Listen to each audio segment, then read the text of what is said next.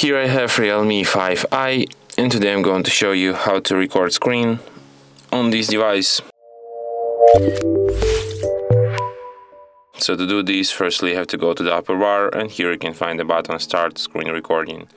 If you tap on this button once, recording will start. If you hold down finger on it, you can access some of its settings. For example, you can select video resolution, you can display orientation of generated video, you can select audio source, for example no sound or microphone sound. You can show front camera while recording, and you can record screen taps. So let's start recording. As you can see, after the countdown, recording starts. So we can record some of our screen, then tap on this menu once again, and recording will be saved to the gallery.